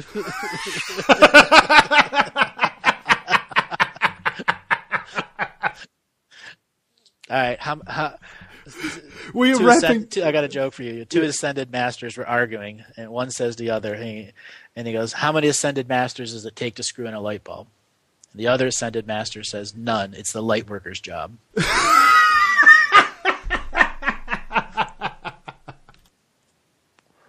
Oh, that's classic. Oh my god, I like coming up with lame jokes, and it's like what's it? It's actually really important. I found, like, in a world so full of scumbaggery and terrible, horrible, no good, very bad business, I think it's actually so much more important to make jokes at every single opportunity. You know what I'm saying? It's like, oh, here's a chance for a lame joke and a crappy pun or something like that. I mean, even if the joke's not good, at least you're doing something. And there are people that are laughing their ass off. I mean, I have done some unique puns and stuff on the material, and I throw them in there, and I get emails, I don't know, few a month about people saying that I owe them a new screen because I did it at a moment they were drinking. They spit their drink out. And I know you've done that to people. Oh, I put a really crappy joke on my Facebook the other day, and one of my listeners commented, and he says, "Yeah, Vinny, your jokes are pretty bad. My wife does at least 2 face palms per show." And I said, "That's so weird. So does mine." That means you're connecting to the women at the third eye level. Well, it's true. I mean, I've got according to my YouTube rankings, about 40% women. And for talk radio, the average is about 10% women. Ironically, mine's totally different. I have 63% women on YouTube and 71% women on radio. And I think this is different types of information appeal differently to people. It's like, especially men and women. Men like reality, they like fear, they like anger, they like aggression. It really appeals to their natural swing of things. And women like spirituality, they like love, they like light, and that kind of thing. Or at least this has just been through my experience and what I've seen, because I'll see comments and things like that, and it seems like there isn't a whole lot of crossover between the compulsions of men and women to listen to different topics. I mean, they'll all listen to the same thing, but they'll all respond to it very, very differently. You know what I'm saying? Yep. I absolutely know exactly what you're saying. Especially from the type of material I bring out. I mean, I know the stuff that I do about sovereignty and healing and the law is one audience group. The stuff I do about galactic historians, another audio group. The psychic readings I do is another audio group.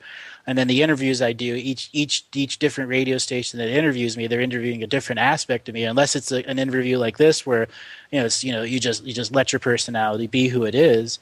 And that's what my current radio show is. Whether I'm doing interviews with New Earth Nation or on my own, like you're doing. I don't need that other stuff. I'm just let myself be. Those are the brands that I try to build in a market where you needed a brand, whether it's guerrilla media or the different taglines you have. I've come up with some taglines that have just been being propagated all over the world, and that's great. And I don't care. I don't want to be the identifier of those taglines. The fact that they're going, I'm tickled pink. Well, we're just coming to the end of the show now, ladies and gentlemen. I want to thank you very much for listening to the Vinny Eastwood Show. Now, please bear in mind, this is a listener-supported broadcast as well, so please go to the VinnyEastwoodShow.com. That's Vinny with a Y, because it's the most important question. Eastwood as in, go ahead, make my news. And go ahead. Make a donation or start up a subscription today to put in a little bit of a regular contribution into the bank account or into the new PayPal buttons that are there on the homepage. And there's a reason why I do this, and I started asking for these regular donations and subscriptions up to about 5 years ago, is because I realized there's a lot of costs involved with selling people products. There's a lot of obligations involved with taking on advertisers and so on and so forth. However, if you do interviews and you allow people to have them for free, as much as they want or as little as they want, in any topic they could ever conceive of, and you simply provide that for them and then ask them if they feel that it's worth it to give something back. And I hope you do, ladies and gentlemen, because imagine what would happen if I was no longer doing any of this because I couldn't afford it. I mean, I'd have to go on some kind of a sickness benefit. I don't think that's going to happen, honestly, because every time that I need something from you, the listeners, whether that be to pay my rent or get a new piece of equipment or something like that in order to make the show a little bit more advanced or that kind of thing, you always show up for me, ladies and gentlemen. Always. Not once have I needed something from you where you haven't provided it. And I'm incredibly grateful for your generosity in so many ways that you may not ever appreciate. Andrew, thank you very much for your time today, and thank you, ladies and gentlemen, for listening. You can check out Andrew's website, galactichistorian.com, and you can also check him out on Facebook. This is another episode of the Vinny Eastwood Show. Thank you very much, ladies and gentlemen. We'll see you again sometime. Do you realize every day we are being put under constant stress from wireless radiation? What's worse is that you don't even know that it's happening. It puts as much stress on our body as if we had a constant viral infection, draining our energy and sapping our strength, or just making us irritable and fatigued. These wireless fields are being emitted from computers, microwaves, mobile phones, power lines, and any electrical appliance. Now there is a solution. A group of research engineers in New Zealand have come up with an active shielding device that shields you from wireless radiation at a cellular level. Blue Shield comes in 3 models: a household, portable, and USB that plugs into any computer. The great thing about Blue Shield is it is very affordable and guaranteed to last. A one-off purchase will see you being protected for years to come. Visit AmericanFreedomRadio.com and click on the Blue Shield banner. Blue Shield, brought to you by theVinnyEastwoodShow.com. If you take an active interest in maintaining the optimum health and well-being of yourself and your family, the New Zealand Journal of Natural Medicine is the magazine you've been waiting for. Having taken Australia and New Zealand by storm, the New Zealand Journal of Natural Medicine is now available in the UK and Europe. Visit www.nznaturalmed.co.uk or call 01626 337 531 to order your copy now.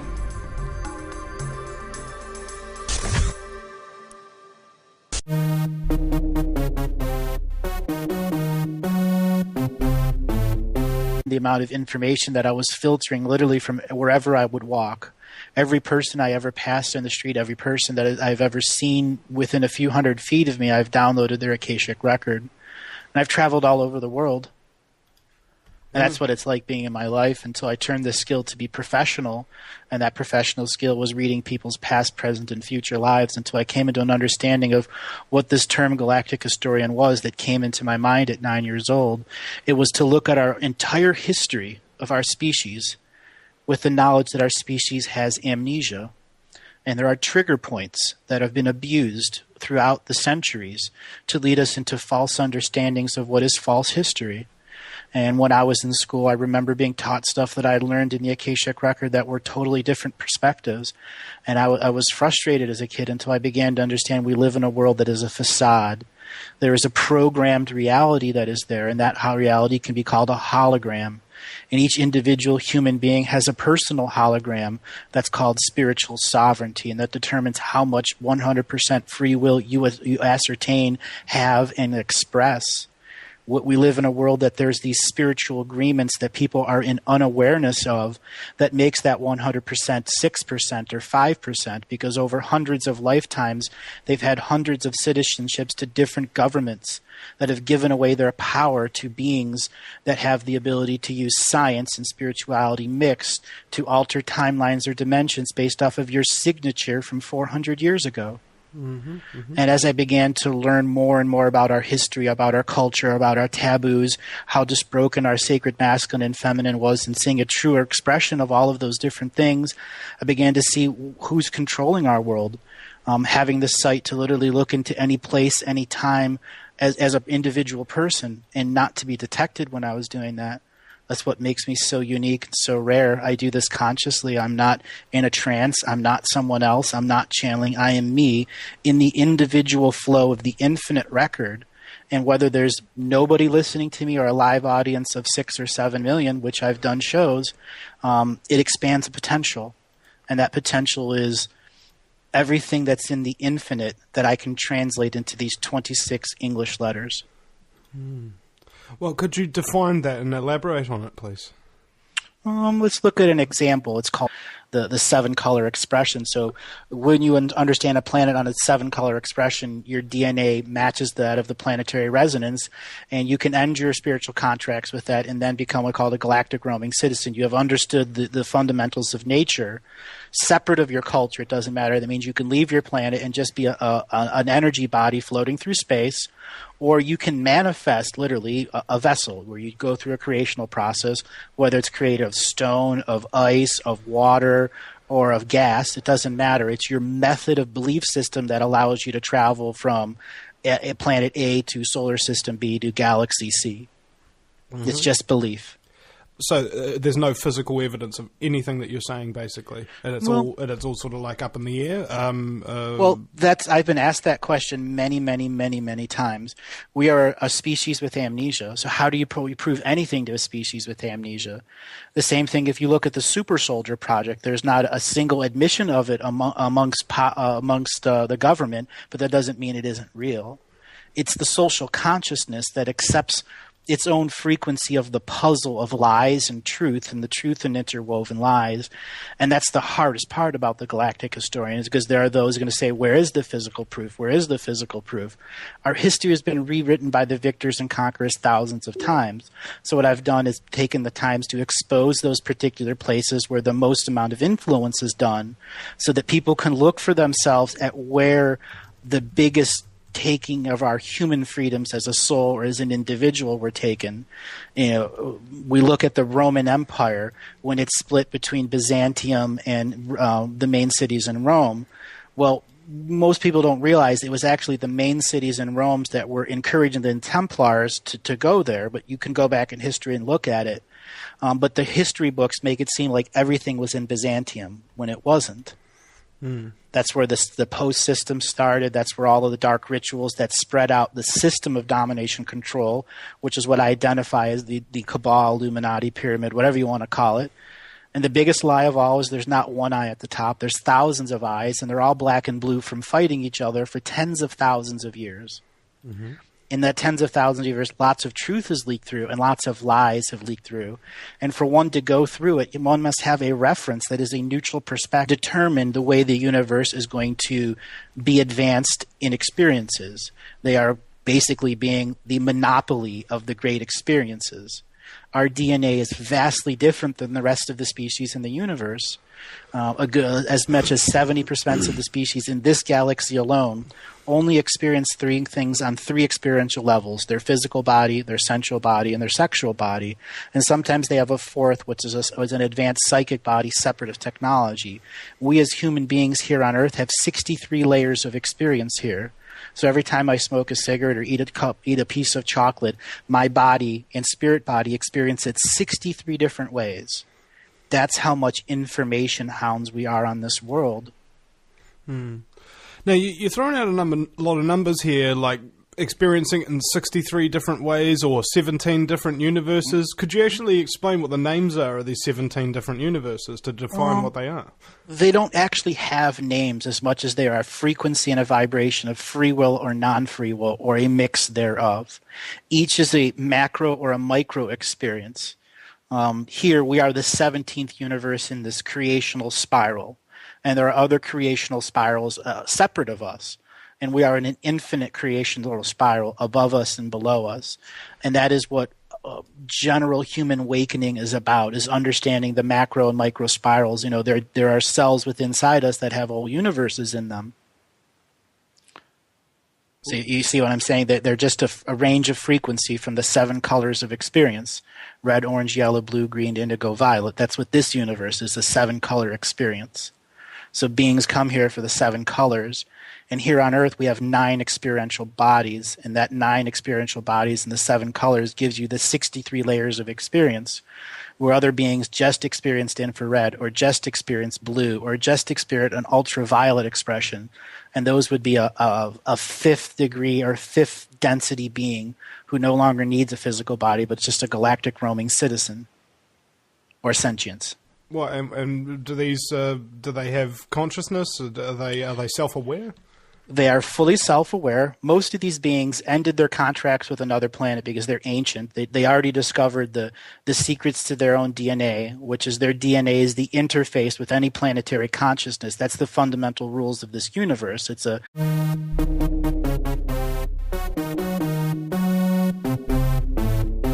Welcome, ladies and gentlemen, to yet another exciting broadcast from the Vinny Eastwood Show, the VinnyEastwoodShow.com. Bear in mind, this is a listener-supported broadcast, ladies and gentlemen, so if you want to go to the homepage and make a donation or sign up to a regular subscription either through the PayPal or through the Kiwi bank account. And bear in mind, those who have already subscribed, there was a PayPal account change about a couple of months ago, so if you want to, please check your account, see if it's going into the old Guerrilla Media 911 Gmail or the new Guerrilla Media 77 Gmail PayPal accounts. That would be really nice, because there's a lot of people who are still signed up who are donating into the old account, which I cannot touch.